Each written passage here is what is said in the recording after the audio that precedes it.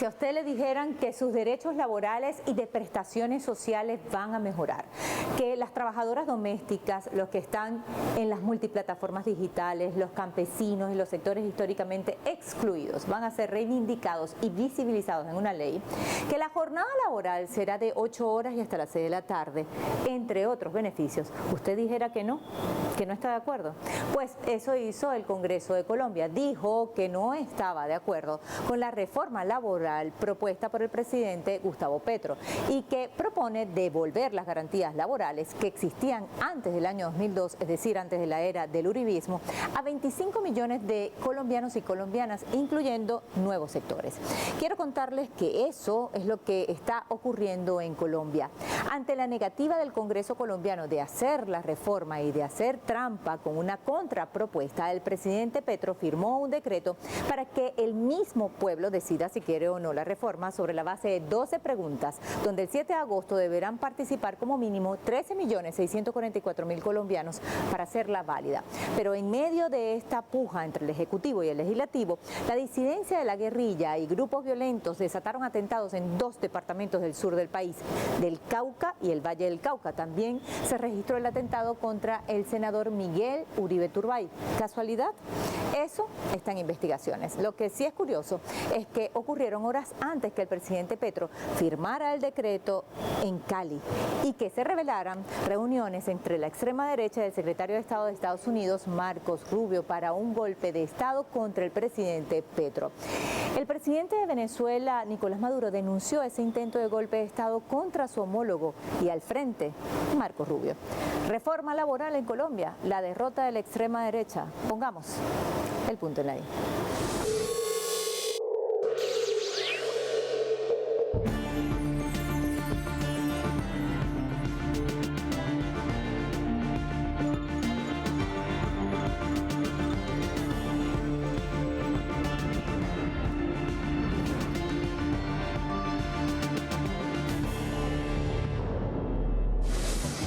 Este 11 de junio desde Cali, las comunidades étnicas se tomaron sus calles, conscientes de la importancia que tiene su presencia y el respaldo a la consulta popular. Se suman al rechazo contra algunos sectores radicales que en el Congreso impiden avanzar con las transformaciones sociales. Y en ese sentido se hace totalmente necesario y legítimo como constituyente primario convocarnos a movilizaciones, a protestas que nos permitan viabilizar estas decisiones que nos están negando, estas decisiones que pues, hasta la actualidad no le han permitido vivir en paz en Colombia. En su recorrido, el trayecto los llevó hasta la plazoleta San Francisco en el centro de Cali, donde junto a los trabajadores y diversos sectores populares y comunales colmaron los espacios de este lugar esperando la llegada del presidente Petro, quien ratificaría la firma del decreto para la consulta popular. ¡Tienen la razón! Lo de hoy es apoyo al presidente. Apoyamos al presidente porque está buscando el cambio para el país, el bienestar para todos. Y esto, aunque muchos no lo vean, es lo mejor para Colombia.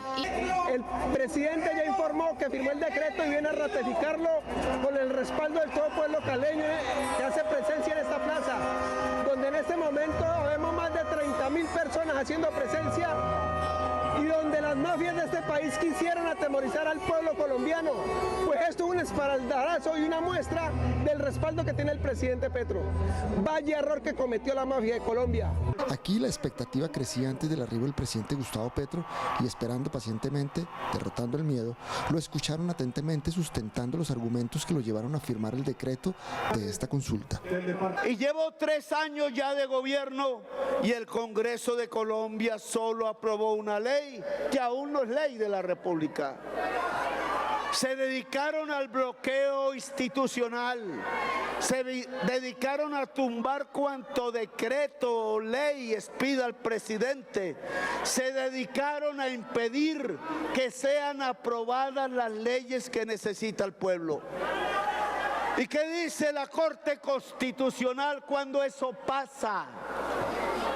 Dice que si hay un conflicto entre el legislativo y el ejecutivo, es decir, el presidente, porque se bloquean las decisiones que toma el presidente, entonces debe decidir el pueblo. El presidente aseguró que si el Congreso colombiano no modifica la contrarreforma que hace curso en el Senado, incorporando los puntos esenciales que benefician a los trabajadores, no retirará el decreto de la consulta y ratifica el llamado a una coalición amistosa. Hernán Darío Tobar Gaitán, Telesur, Cali, Colombia. ¿Atentado o estrategia mordaz para sabotear el periodo preelectoral en Colombia? Esta es una de las interrogantes que ponen sobre la mesa las autoridades de la Fiscalía colombiana que investigan los vínculos del intento de homicidio del candidato presidencial Miguel Uribe Turbay. Aún se desconoce un nexo directo con sectores extranjeros, pero es oficial que el arma homicida fue adquirida por contrabando en el mercado negro internacional. Sin embargo, expertos aseguran que la referencia al man de la olla por parte del atacante hace hincapié en la jerga que utilizan los microtraficantes en Bogotá y despierta la incertidumbre de revivir la violencia política de los años 80 que cobró la vida de candidatos presidenciales en manos de carteles de la droga. Todo esto en medio de tensiones y marchas sociales promovidas por los proyectos de reformas impulsadas por el presidente de Colombia, Gustavo Petro. Simpatizantes y familiares del senador y precandidato presidencial del Partido Derecha Centro Democrático, Miguel Uribe Turbay, siguen llegando hasta la clínica Fundación Santa Fe, donde se encuentra recluido luego de ser intervenido quirúrgicamente tras el atentado en su contra. Piden por la pronta recuperación del congresista que pertenece a una de las familias tradicionales en la vida política de Colombia, nieto de Julio César Turbay Ayala, quien fue presidente entre 1978 y 1982. Se había destacado en el Senado de la República por ser un ferviente opositor del actual gobierno de Gustavo Petro. Venía haciendo la campaña, el Centro Democrático, el partido de derecha radical, tenía previsto para finales de año hacer algún mecanismo de consulta para escoger su candidato, que fuera otra consulta en marzo del próximo año, y de ahí saldría el candidato más fuerte seguramente de la derecha para la competencia electoral. Para Aida Abella, sobreviviente y víctima de la violencia política en el país e integrante del partido de izquierda Unión Patriótica, los hechos ocurridos contra el senador Uribe Turbay deben ser rechazados tajantemente y alerta sobre el uso político del atentado, una estrategia que ya ha sido utilizada en otros países de la región con situaciones similares. Aquí en América Latina estuvo el atentado contra Bolsonaro y Bolsonaro fue presidente. Estuvo el asesinato de Villavicencio en el Ecuador y uno de las personas que estaba en ese momento sube porque todo es seguridad y todo es mirar a ver que los ciudadanos no mueran, y por supuesto ahí ganó también otra persona que todos saben, la presidencia. Y no podemos soslayar lo que pasó en Estados Unidos. Entonces el presidente Trump tiene una herida en una oreja y entonces es el presidente de los Estados Unidos. Y todos estos han sido atentados en la América. Eso nos llama poderosamente la atención. Una de las hipótesis que maneja el gobierno tras el ataque contra el legislador Uribe Turbay está asociada a la intención de desestabilizar el país y al gobierno colombiano. Creo que el propósito de desestabilizar el país en una etapa preelectoral, en un momento de ascenso también de la lucha social a favor de las reformas sociales, es muy diciente. Este es un acto repudiable en la persona de Miguel Uribe, pero con una intencionalidad que va más allá de la afectación personal del senador, de su movimiento político, y que busca sembrar el miedo para impedir los cambios. Desde diferentes sectores se hace un llamado a los diversos líderes políticos y sus agrupaciones para desescalar la confrontación, así como los señalamientos y ataques que se han producido en medio de esta situación. Sin embargo, recientemente el presidente Petro citó la realización de un encuentro con todos los líderes de los partidos políticos colombianos en el marco de la Comisión de Garantías Electorales, a la cual se han negado a asistir algunos representantes de la oposición, mostrando una vez más su negativa a encontrar mecanismos de acuerdo. Hernán Darío Tobar Gaitán, Telesur, Bogotá, Colombia. El Valle del Cauca vuelve a ser el centro del huracán, así como fue el foco de violencia en los años 80. Las amenazas, bombas y una narrativa de sectores de la oposición que responsabilizan al presidente Gustavo Petro también están en la agenda. Pero Petro no guarda silencio, asegura que el verdadero culpable es la oligarquía colombiana que junto a la mafia internacional busca desestabilizar el país para retomar el control.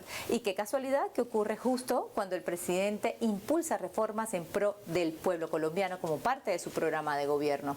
Lo que dicen analistas desde Colombia es que cuando se intenta cambiar algo en el país, este sector extremista responde con balas. Ante la ola de violencia desatada en Colombia, el presidente Gustavo Petro ha señalado que se trata de un plan que responde a una estrategia de desestabilización orquestada por la oligarquía colombiana, en complicidad con la mafia internacional. Según su criterio, los recientes atentados y masacres son una reacción desesperada del ultraderechismo, que busca recuperar su cuota de poder a toda costa, como en los años 80, que implicó sangre y corrupción. Petro afirmó que la violencia se recrudece cada vez que el país avanza hacia transformaciones estructurales que impiden las mejoras sociales. En consecuencia, se lo atribuyen a un supuesto descuido de gestión del presidente. Han dicho, después de la leve intento de asesinato, que el culpable es Petro. Aún lo gritan por ahí. Y han dicho expresidentes de Colombia que el culpable de ese atentado es la gente que defienda que se le deje expresar como ordena la Constitución en una consulta popular. Y yo tengo que decirles que no, el culpable no es el pueblo de Colombia, ni el pueblo pobre de Colombia, ni el pueblo trabajador de Colombia, ni su presidente. Asimismo, organizaciones de derechos humanos han registrado más de 20 asesinatos selectivos en las últimas semanas, muchos de ellos contra líderes comunitarios, indígenas y firmantes del Acuerdo de Paz. Por ello, Petro reitera su compromiso con la paz y el diálogo entre las diferentes fuerzas políticas, sin caer en la violencia, recordando la oleada de violencia histórica de los años 80. La hija del presidente Julio César Turbay Ayala murió asesinada por Pablo Escobar. Y Carmenza Londoño, la Chiqui, nuestra compañera, murió también en combate. Murieron y yo quiero que de ninguna de las dos partes vuelva a morir nadie, porque se trata de dialogar. Por eso esta concentración aquí la llamamos por la paz y la democracia. Varias ONG han denunciado la reconfiguración de grupos armados en la zona, con posibles vínculos con sectores políticos de la oposición, que buscan mantener el control territorial y bloquear políticas sociales del gobierno actual.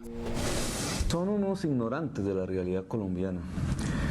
Por ejemplo, no saben que 3 candidatos presidenciales en una sola campaña fueron muertos por niños.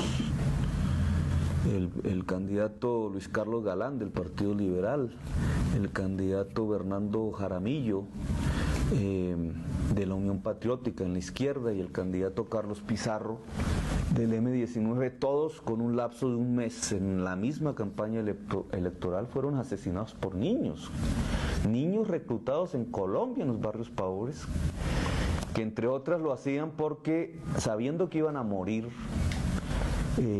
habían transacciones entre el niño y la organización sicarial que le decía que le iban a pagar 30, 40 millones de pesos, o algo así como 30 millones de bolívares a la mamá. Y el niño, por hambre, acostumbrado a la vida violenta de los barrios pobres de Colombia, pues permitía esa transacción a cambio de su muerte segura o una plata para su mamá.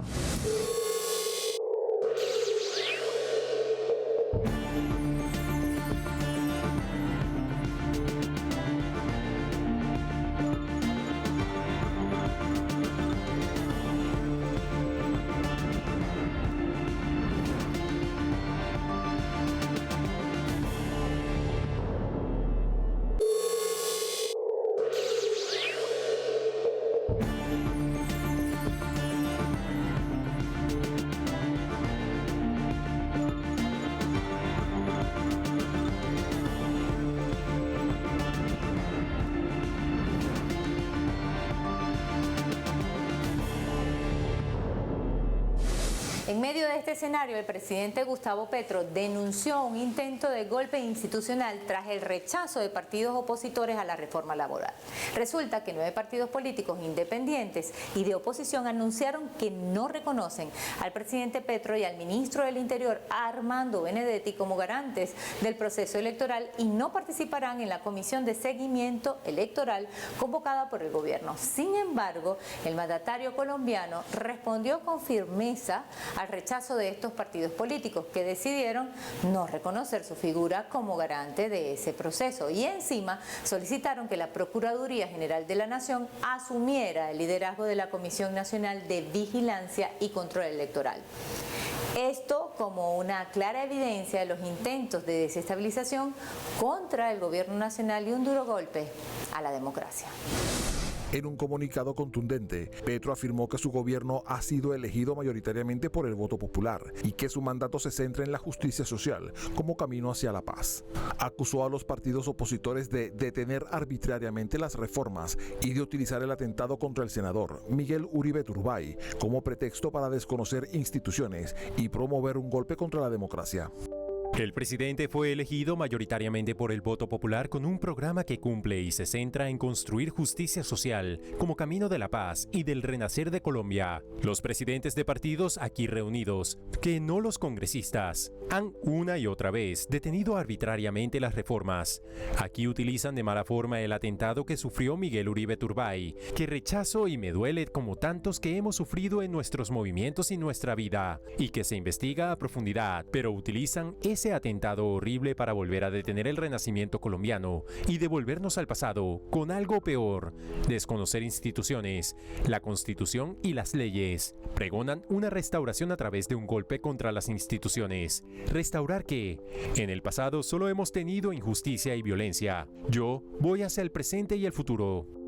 Petro defendió su gestión, destacando que su administración ha golpeado a las mafias, extraditado criminales y entregado 600.000 hectáreas de tierras al campesinado. También resaltó la reducción de la tasa de homicidios y el desplazamiento forzado, así como la disminución de la inflación del 13,5% al 4%. El presidente denunció que la mafia colombiana internacionalizada busca destruir su gobierno, infiltrando el Estado y la política. Así, el mandatario reiteró su llamado al diálogo, asegurando que ha invitado a la oposición a conversar en múltiples ocasiones, pero que hasta ahora sigue esperando. Advirtió además que cerrar el Congreso sería una dictadura y que ese cierre del Congreso busca en su lugar cerrar las puertas de las reformas sociales. Colombia ha sido escenario de una violencia política sistemática marcada por el accionar de grupos paramilitares que, bajo el pretexto de combatir la guerrilla, se convirtieron en instrumentos de represión contra cualquier voz disidente. Según la Comisión de la Verdad, entre 1985 y 2018, los paramilitares fueron responsables de más homicidios que cualquier otro actor armado, con un saldo de más de 205.000 víctimas. En los años 80 se produjo una época en la que el país fue testigo de asesinatos y masacres que marcaron su historia. Figuras como Luis Carlos Galán fueron víctimas de esta violencia, en un contexto donde el sicariato y la represión eran herramientas utilizadas para silenciar a quienes representaban una amenaza para los intereses de las élites económicas. A lo largo de los años, el paramilitarismo ha sido responsable del asesinato de numerosos líderes políticos, sociales y comunitarios. Uno de los asesinatos más relevantes es el de Luis Carlos Galán, candidato presidencial favorito para las elecciones de 1990, con un discurso anticorrupción y que promovía la extradición de narcotraficantes a Estados Unidos, lo que lo convirtió en blanco del cartel de Pablo Escobar, quien ordenó a sicarios asesinar a quemarropa a Galán durante un mitin político en Cundinamarca. Este crimen está vinculado al narcoparamilitarismo, la corrupción estatal y los intereses de las élites que se oponían a la lucha contra el cartel de Medellín. Entre el 16 y el 21 de febrero del año 2000, 450 paramilitares ingresaron en la región de los Montes de María, donde está ubicado El Salado, y asesinaron a más de 60 campesinos, muchos de ellos acusados presuntamente de colaborar con la guerrilla. La masacre del Salado es una de las más atroces del conflicto contemporáneo del país. país y hace parte de la más sangrienta escalada de eventos de violencia masiva ocurridos en Colombia entre 1999 y el año 2001. En octubre de 2002, el gobierno de Álvaro Uribe Vélez lanzó una de las operaciones militares más controvertidas en la historia de Colombia, la Operación Orión, un supuesto asalto contra las guerrillas en la Comuna 13 de Medellín, que, en realidad, fue una acción militar con participación activa de paramilitares, dejando un saldo de muertes, desapariciones y torturas contra la población civil.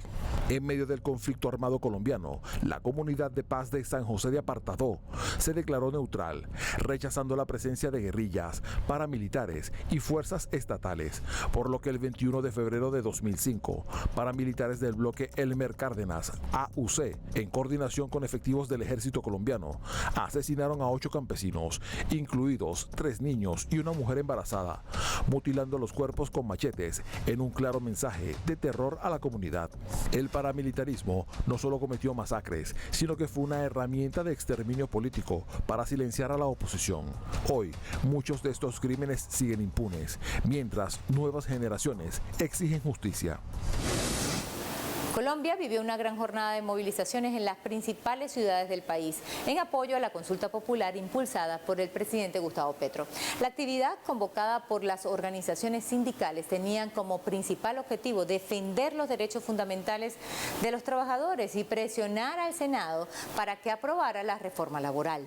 La Central Unitaria de Trabajadores expresó que estas movilizaciones rechazan los intentos de la derecha colombiana de frenar los proyectos del Estado y limitar la participación ciudadana y defensa de sus derechos. Recordemos que tras la falta de apoyo que ha recibido la reforma en el Congreso Nacional, el gobierno llamó a una consulta popular para que los colombianos puedan decidir si quieren o no los beneficios planteados en esa reforma.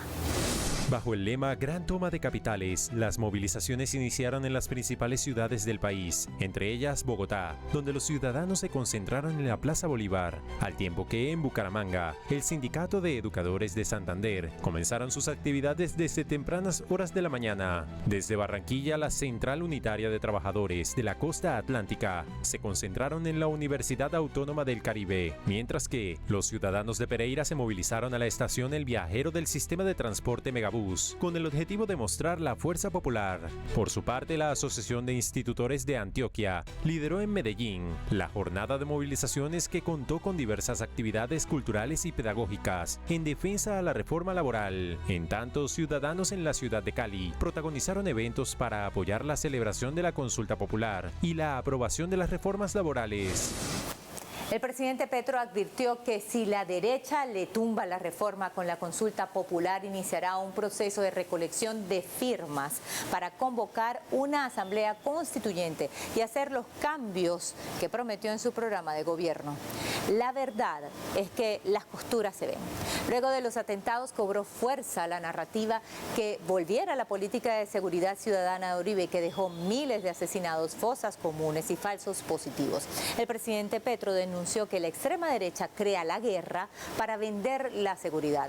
Y aunque los medios hegemónicos tratan de invisibilizar las grandes marchas a favor de la reforma en apoyo al mandatario colombiano, no podrán tapar el sol con un dedo.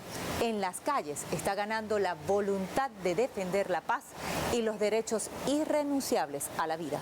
Pusimos el punto en la I.